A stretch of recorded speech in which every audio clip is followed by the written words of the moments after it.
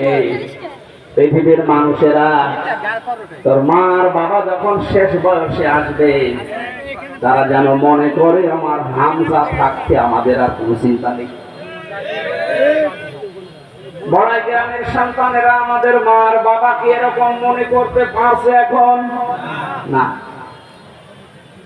আজ হাজারো মা বাবা খাবার পর্যন্ত পাচ্ছে না, অথচ সন্তানের খাবারের অভাব নেই।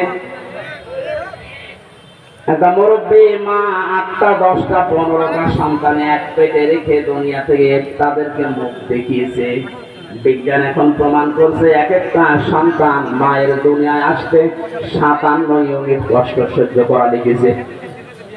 এখানে যত পুরুষ আমরা আছি সর্বোচ্চ 45 বা 47, এতটুকু কষ্ট যদি আমাদেরকে দেওয়া হয় 45 ইউনিট থেকে 47 ইউনিটের, এর ভেতরে দিলে আপনি আর সহ্য করতে পারবেন না, মারা যাবেন। অথচ আমার মুখ দেখানোর জন্য এই পৃথিবীতে আমার মা 57 ইউনিট কষ্ট সহ্য করেছে। এতগুলো কথা বলছি এই কারণে, আরাফ নামক এই স্থানে যারা আছে এরা আমরাই। আল্লাহ আমাদেরকে জান্নাতে দিচ্ছে না শুধুমাত্র এই একটা কারণে। এখানে মার বাবা যতদিন বেঁচে আছে আর যাই করেন খারাপ আচরণ করা যাবে না। মা বাবার আইন মানা খরচ না, কিন্তু তাদের সেবা করা, খেদমত করা খরচ। কথা বুঝতেছেন? আইন মানা শুধুমাত্র ফরজ আল্লাহ।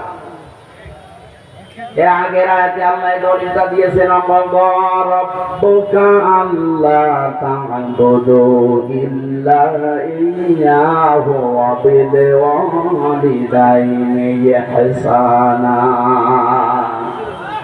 আল্লাহ পাক বলেন, আমি রায় দিয়ে দিলাম, আমি ফায়সালা করে দিলাম, আমি ছাড়া আর কারো আইন মানা যাবে না, ইবাদত করা যাবে না। কিন্তু মা বাবা যাদের আছে তাদের আইন মানা লাগবে না, কিন্তু তাদের সেবা করা লাগবে।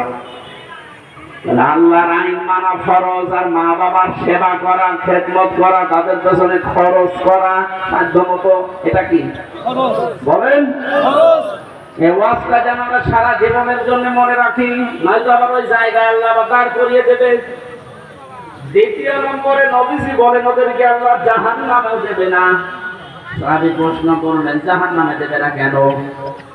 বিশ্ব নবী জানিয়েছেন, সাহাবী এই মানুষগুলো আর যাই করুক দুনিয়াতে দিন কায়েমের জন্য সর্বাত্মক চেষ্টা চালিয়েছে। তার মানে একামতে দিনের দায়িত্ব দুনিয়ায় যদি কেউ মন থেকে ইখলাসের সাথে পালন করে যেতে পারে, আর অন্যান্য ছোটখাটো গুনার কারণে আল্লাহ জান্নাত দেবে না ঠিক, কিন্তু জাহান্নামও দেবে না। এজন্য দিন কায়েমের আন্দোলন যারা করে তাদের জন্য জাহান্নাম হারাম। এই কারণে আমি এটা করছি, আল্লাহ আমাকে যেন এই কারণে জাহান্নামে না দেন, বলেন আমিন। আমরা দরুদ করছি, সালাম পাঠাচ্ছি আমাদের নবী মুহাম্মদুর রাসূলুল্লাহ। তার সুপারিশ পাওয়ার যোগ্যতা আমরা অর্জন করতে চাই এই দুনিয়ায় বেঁচে থাকতে। নবীজি বলেন, 2টা শ্রেণীর মানুষকে আমি সুপারিশ করব না। কয় শ্রেণী? 1 নম্বরে যারা দুনিয়াতে বেদাত আবিষ্কার করে আর বেদাতকে সাপোর্ট করে, যেটা এই বাংলাদেশ, ভারত আর পাকিস্তানে সবচেয়ে বেশি। বেদাত মানে ইসলামে যেটা নেই নতুন করে আবিষ্কার করে ওইটা ইসলাম বলে চালিয়ে যাওয়া, এর নাম বেদাত। আর এটা সবচেয়ে বেশি হয় বাংলাদেশ আর ভারতে। কথা বলছে না? যেহেতু সুপারিশের অযোগ্য হয়ে পড়বো, এই কারণে সতর্ক করছি, আমরা যেন দুনিয়াতে বেদাত না করি।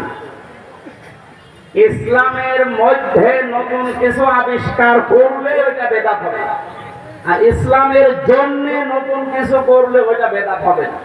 এখানে যে মসজিদ বানিয়েছে, কোনটা মসজিদ? এই মসজিদ যখন বানিয়েছিল সে 70-80 বছর আগে, মনে করেন এই কি এই মসজিদ এরকম ছিল না? খড়কোটা দিয়ে, টিন দিয়ে বানিয়েছিল, মাটি দিয়ে।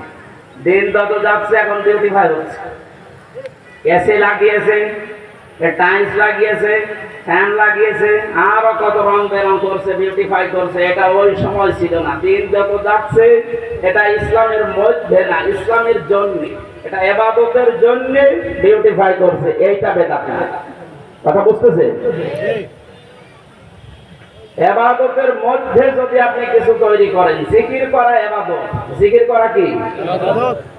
জিকির যদি ইবাদত হয়ে থাকে, এর আলাদা শব্দ আছে, আলাদা নিয়ম আছে, কিভাবে কখন করবেন সেইটাও বলা আছে কোরআন আর হাদিসে। এইটা বাদ দিয়ে নতুন করে যদি কেউ জিকির আবিষ্কার করে, যেমন আমার তাহেরি ভাই করেছে, আন্দাজে জিকির বানিয়ে আলী বাবা, শাহ আলী বাবা, কত বাবার নামে জিকির বানায়। এইগুলো ইসলামের মধ্যে নতুন করে যেহেতু একটা দিয়ে আপনি ওইটাও ইসলাম বলে চালিয়ে দিচ্ছেন, এটা বেদাত।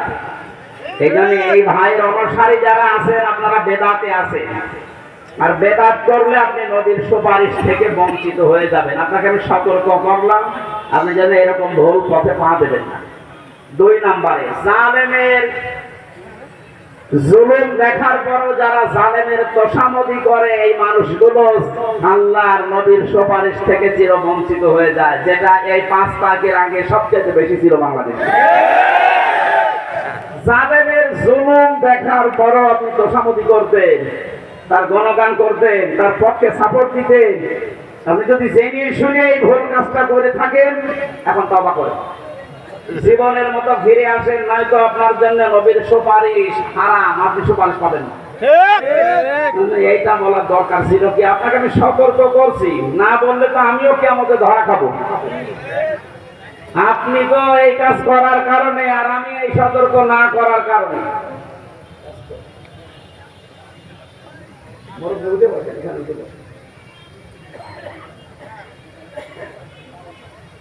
আল্লাহ আমাদেরকে বিশ্ব নবীর উম্মত হওয়ার জন্য যে যোগ্যতা দরকার, এগুলো যেন দয়া করে আমাদের দান করেন, বলেন আমিন। আমরা কোরআনে কারীমের সূরা ফুরকান 63 নম্বর আয়াতটা পড়েছি। এখান থেকে শেষ পর্যন্ত আল্লাহ রাব্বুল আলামিন জানাতে চেয়েছেন, জান্নাতের ভেতরে আমি আল্লাহ রহমানের বান্দা হিসাবে যারা পরিগণিত হবে, তাদের জন্য বিশাল বিশাল জান্নাত আমি তৈরি করে রাখবো। এই দুনিয়ার 10 দুনিয়ার সমান। এসিডেন্ট বসে আছে।